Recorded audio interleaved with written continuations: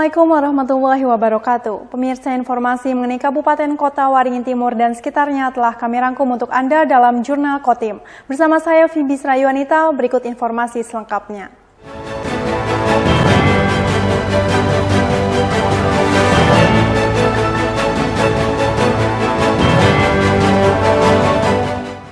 Badan Pengawas Pemilu atau Bawaslu Kabupaten Kota Waringin Timur menertibkan alat peraga kampanye atau APK yang pemasangannya melanggar aturan, di mana sebelumnya ditemukan ada sebanyak 2.000 lebih APK yang pemasangannya diduga melanggar aturan. Berdasarkan hasil temuan Bawaslu Kalimantan Tengah, terdata ada sebanyak 2.000 lebih APK melanggar aturan di Kota Waringin Timur. Jumlah tersebut menjadi yang terbanyak di Kalimantan Tengah.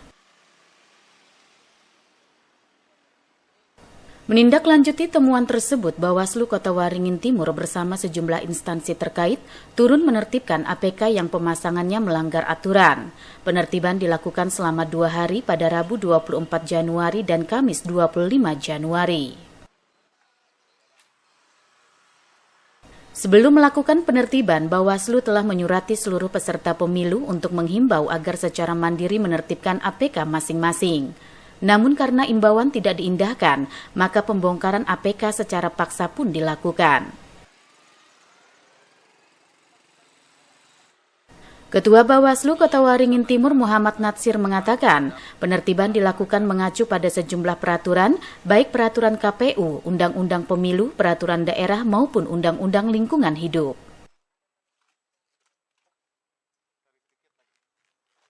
Namun begitu, penertiban tidak dilakukan secara menyeluruh, hanya APK yang melanggar aturan yang ditertibkan, sementara APK yang dipasang sesuai aturan tetap dibiarkan berdiri hingga masa kampanye pemilu berakhir. Kami melaksanakan penertiban terhadap alat peraga kampanye yang tidak sesuai ketentuan peraturan perundangan, seperti ditempel di pohon. Nah, kemudian yang kedua di atas saluran parit. Ketiga, di persimpangan jalan yang mengganggu pengguna jalan. Kemudian APK-APK yang rusak gitu kan, yang mengganggu pemandangan, keindahan tata kota. Kemudian dekat dengan fasilitas pemerintahan, pendidikan dan ibadah serta fasilitas publik.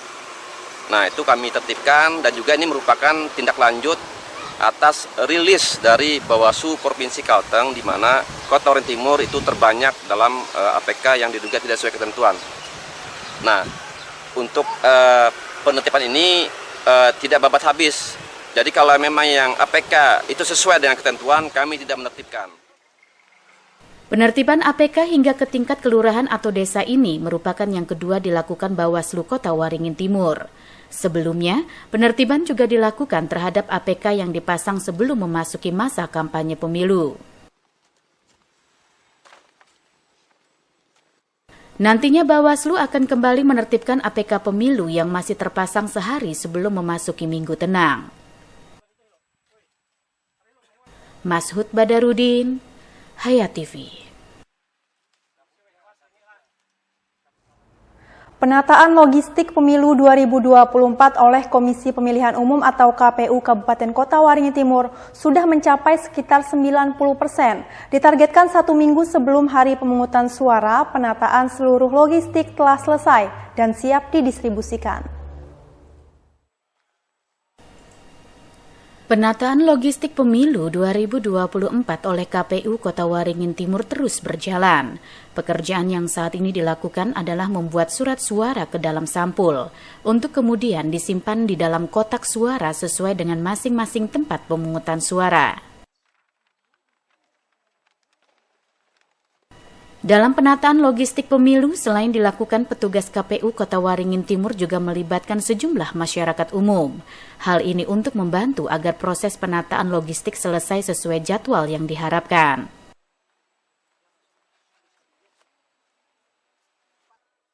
Ketua KPU Kota Waringin Timur Muhammad Rifki mengatakan perlu ketelitian dalam memasukkan surat suara ke dalam sampul serta kotak suara, sehingga membuat waktu yang dibutuhkan dalam pengerjaan tersebut cukup lama. Hal ini agar saat logistik pemilu sudah didistribusikan dan diterima oleh TPS tidak terjadi adanya kekurangan surat suara. Rifki menyebut progres penataan logistik pemilu tersebut saat ini sudah mencapai sekitar 90%. Ditargetkan 1 minggu sebelum hari H pemungutan suara, penataan logistik telah selesai dan siap didistribusikan ke masing-masing kecamatan. Yang di-set sudah hampir 90% sudah. Nah, tinggal sedikit aja lagi. Yang saat ini sedang dilakukan di gudang indoor itu adalah memuat surat suara ke dalam sampul. Jadi dimuat dalam sampul untuk selanjutnya dimasukkan ke kotak-kotak sesuai dengan TPS-nya. Nah, itu kita sesuaikan dengan jumlah pemilih di setiap TPS. Nah, itu yang saat ini prosesnya memang agak lama karena memang kita harus memastikan betul. Jangan sampai ketika kotak itu sudah ditutup ternyata dan didistribusikan ternyata surat suara mengalami kekurangan. Jadi prosesnya memang agak lama karena harus dengan penuh ketelitian. Kita akan evaluasi di akhir bulan ini, kita evaluasi tinggal berapa persen. Harapan kami di H-7 itu semuanya selesai. Selain surat suara, sejumlah logistik lain yang disimpan atau ditata di dalam kotak suara adalah tinta, segel, dan alat untuk mencoblos, termasuk berbagai jenis sampul kertas serta sejumlah formulir. Sedangkan logistik yang dikemas di luar kotak suara diantaranya tanda pengenal KPPS dan saksi, lem, alat tulis, dan kabel TS. Selain itu juga ada sejumlah salinan seperti salinan daftar pemilih, daftar calon, serta daftar pasangan calon. Mashud Badarudin, Hayat TV.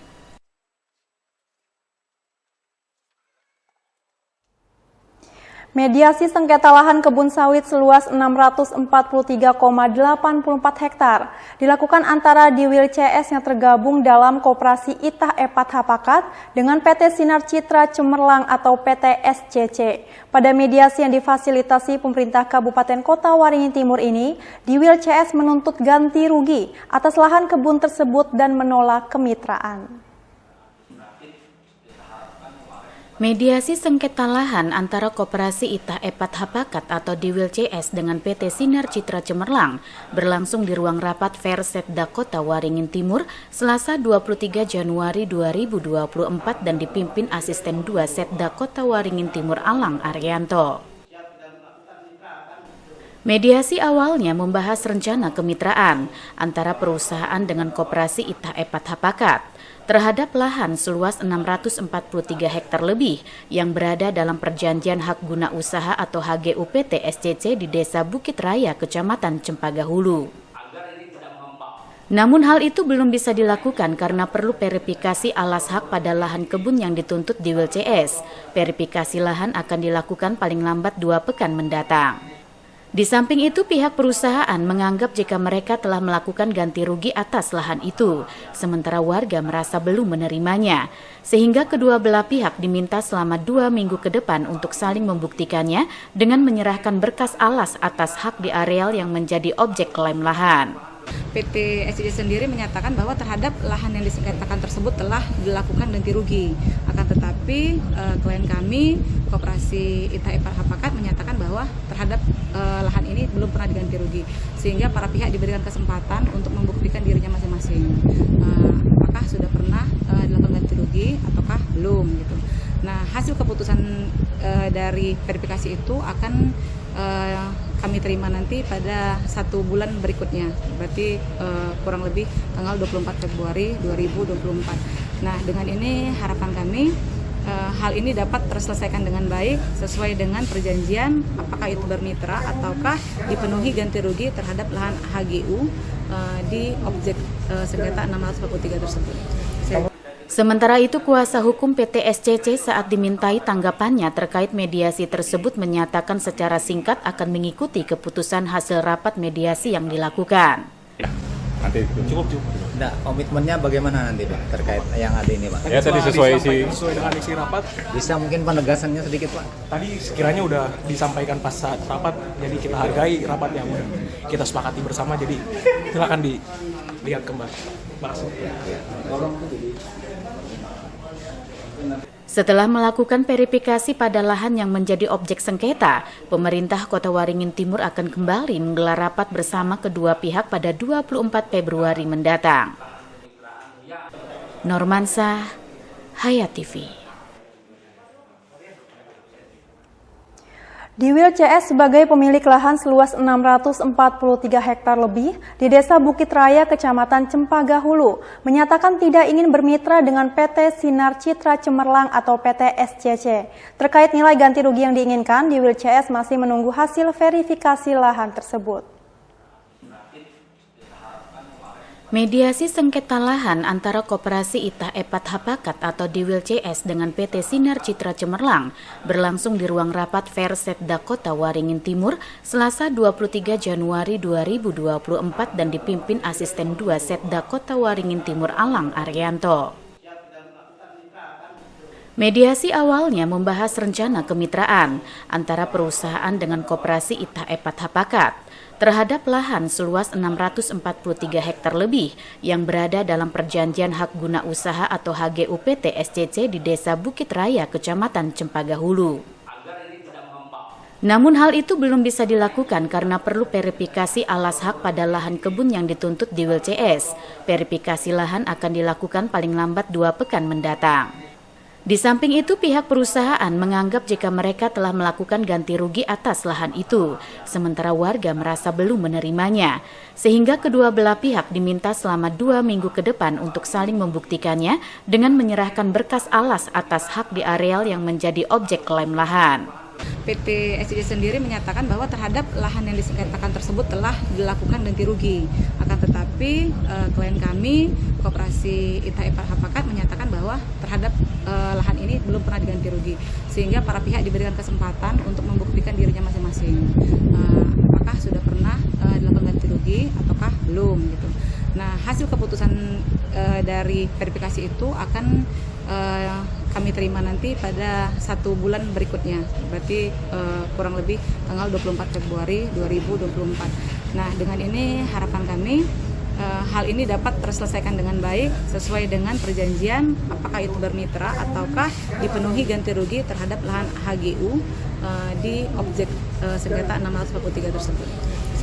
Sementara itu, kuasa hukum PT SCC saat dimintai tanggapannya terkait mediasi tersebut menyatakan secara singkat akan mengikuti keputusan hasil rapat mediasi yang dilakukan. Nanti Cukup.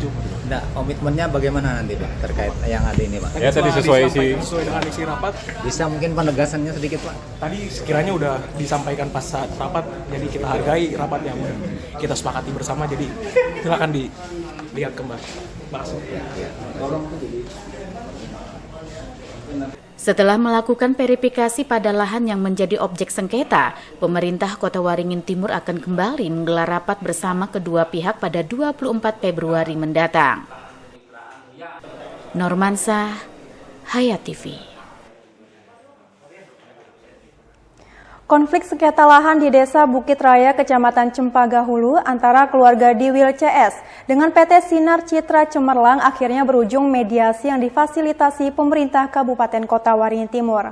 Hasilnya disepakati sebanyak 4 poin yang dituangkan melalui berita acara kesepakatan bersama Selasa 23 Januari 2024. Adapun berita acara hasil rapat mediasi antara Diwail CS yang tergabung pada Koperasi Itah Epat Hapakat dengan PT Sinar Citra Cemerlang adalah sebagai berikut. Pertama, PT SCC dengan Koperasi Itah Epat Hapakat atau kelompok Diwail CS bersepakat dilakukan verifikasi alas hak pada lahan kebun kurang lebih 643,84 hektar yang dituntut Diwail CS yang berada dalam perjanjian HGU PT SCC. Kedua, PT SCC dengan kelompok Diwail CS akan menyerahkan berkas alas hak di areal yang menjadi objek klaim lahan sebagaimana peta terlampir yang dibuat tanggal 31 Mei 2023 yang dituntut oleh saudara Diwail CS dalam waktu 2 minggu, terhitung sejak 24 Januari 2024 sampai 7 Februari 2024. Ketiga, Pemkab Kotim akan merapatkan kembali setelah selesai melakukan verifikasi pada lahan yang menjadi objek sengketa kedua belah pihak selambat-lambatnya atau bulan terhitung sejak 24 Januari 2024. Keempat, masing-masing pihak menjaga kondusivitas, keamanan, dan ketertiban serta tidak melakukan hal-hal yang tidak sesuai dengan peraturan dan perundang-undangan yang berlaku. Mediasi dipimpin oleh Alang Arianto selaku Asisten 2 Bidang Ekonomi dan Pembangunan, didampingi Rudi Kamislam sebagai Kepala Bagian Ekonomi dan Sumber Daya Alam Sekretariat Daerah Kota Waringin Timur. Normansa, Hayat TV.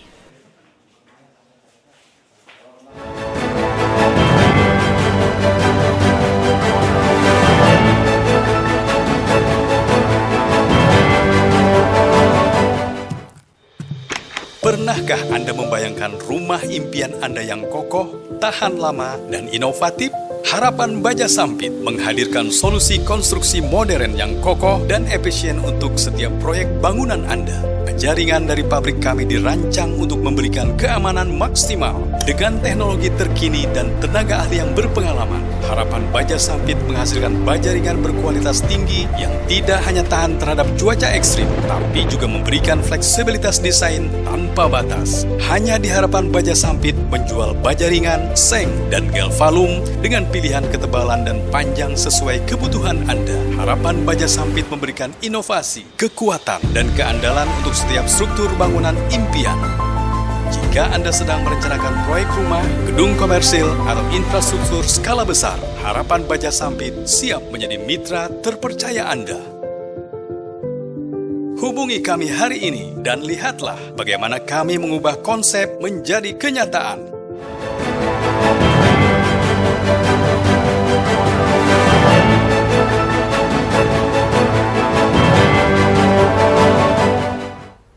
Beralih ke berita dari Kota Waringin Barat, pemirsa, seorang perempuan petugas keamanan kantor KKP Kumai menjadi salah satu orang yang pertama kali mengetahui dan memberikan pertolongan terhadap korban kecelakaan lalu lintas yang melibatkan 2 anak di bawah umur pengendara sepeda listrik dan sebuah truk di Kecamatan Kumai. Beginilah detik-detik video amatir yang sempat direkam warga. Seorang perempuan berseragam petugas keamanan menolong korban kecelakaan antara sepeda listrik yang dikendarai 2 orang di bawah umur dan 1 unit dump truck. Diketahui perempuan tersebut bernama Sari Ratika, petugas keamanan KKP Kumai. Dalam video, tanpa ragu Sari berupaya membantu anak korban kecelakaan sembari menenangkan keduanya yang sedang terlindas dump truck bermuatan batu koral. Kecelakaan lalu lintas yang melibatkan anak-anak pengendara sepeda listrik dengan sebuah dump truck ini berlokasi di Jalan Pemuda, Kelurahan Candi, Kecamatan Kumai, Kabupaten Kota Waringin Barat, Kalimantan Tengah, berjarak sekitar 20 meter dari kantor KKP Kumai. Saat ditemui, Sari Ratika menceritakan laka lantas tersebut terjadi usai turun hujan. Pada waktu itu, usai mengepel teras, kemudian mau menutup pagar ambulans. Sebelum menutup pagar, melihat truk lewat. Sekitar 15 meter dari dia berdiri, melihat 2 anak tiba-tiba motong jalan. Kemudian truk dengan nomor polisi KH9660GH bermuatan batu koral yang sedang melaju dari arah kantor Pengadilan Agama Kumai menuju arah KKP Kumai. Tiba-tiba supir truk membanting setir menghindari 2 anak yang sedang mengendarai sepeda listrik tersebut, sehingga menabrak pagar kantor Telkomsel. Sepeda tersebut terseret kurang lebih 5 meter dari tempat awal kejadian. Melihat kejadian tersebut, wanita pengaman KKP tersebut langsung ke tempat kejadian, melihat 2 anak pengendara sepeda listrik terlindas truk. 1 orang berada di dekat ban depan sebelah kanan, dan yang satunya lagi terjepit di bawah ban bagian belakang sebelah kanan. Usia anak tersebut diperkirakan berusia 11 sampai dengan 12 tahun. Pada saat dirinya membantu, lokasi kejadian masih sepi. Kemudian warga sekitar mendatangi lokasi kecelakaan. Kondisi korban pada saat itu sangat mengkhawatirkan. Petugas KKP Kumai segera mengevakuasi korban ke Rumah Sakit Daerah Sultan Imanuddin Pangkalan Bun menggunakan mobil ambulans milik KKP Kumai. Jadi mau nutup pagar ambulan, kebetulan truk tadi lewat. Nah, terus lewat, saya kan nunggu truk itu lewat, nggak tahu kenapa Pak, cuma nungguin itu aja. Terus nggak lama anak itu motong jalan, kalau truknya itu nggak banting setir, mungkin anaknya udah kelindas hancur. Saat itu masih kosong orang Pak, kosong orang, tapi karena mungkin suaranya itu kedengaran besar banget kan, karena nabrak pagar Telkom, Jadi keluaran semua. Nah di situ belum ada yang bantu karena takut mungkin atau kaget juga. Nah terus saya minta tolong, minta dorong yang di belakang itu dulu kan, karena saya pikir yang di depan itu cuman kakinya. Kalau semuanya datang, nggak kelama dia dimasukkan ke ambulan. Iya, ke rumah sakit Bu ya. Iya, satunya dibawa dari ambulan kantor KKP. Akibat laka lantas itu sempat membuat macet arus lalu lintas di Jalan Pemuda, baik dari arah kantor Pengadilan Agama ke arah kantor Kesehatan Pelabuhan Kumai maupun sebaliknya. Selain dam truk berada di badan jalan, kemacetan diperparah karena banyaknya warga menyaksikan proses evakuasi. Jamri, SBTV.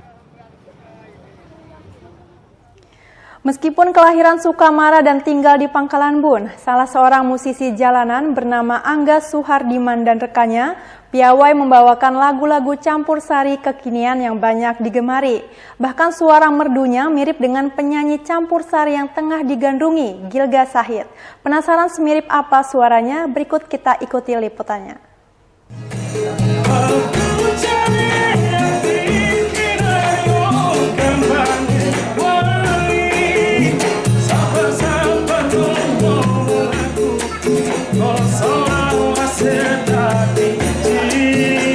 Dengan iringan gitar dan kendang dari band paralon bekas, lagu campur sari kekinian milik Gilga Sahid dan Guyon Waton dengan mulus dibawakan Angga Suhardiman. Suara emasnya memukau para pengunjung rumah makan Pelangi di Jalan HM Rafi'i, Pangkalan Bun.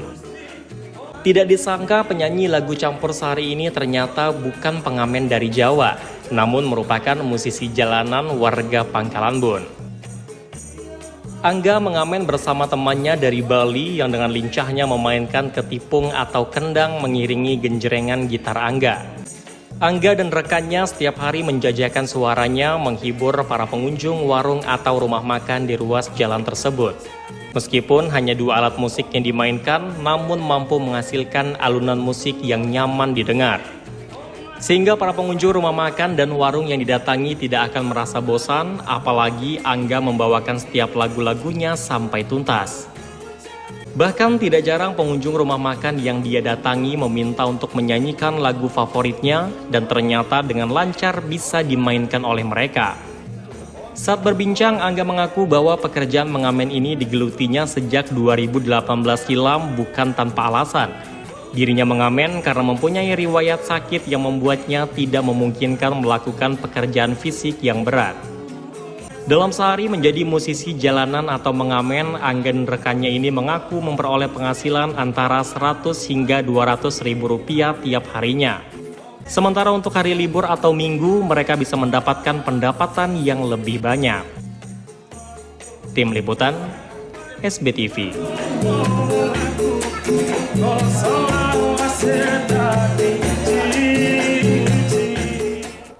Demikian pemirsa informasi dari Kota Waringin Barat tadi sekaligus menutup jumpa kita pada kali ini. Saya Fibis Rayuanita mewakili jajaran yang bertugas mohon undur diri dari hadapan Anda. Terima kasih dan sampai jumpa. Wassalamualaikum warahmatullahi wabarakatuh.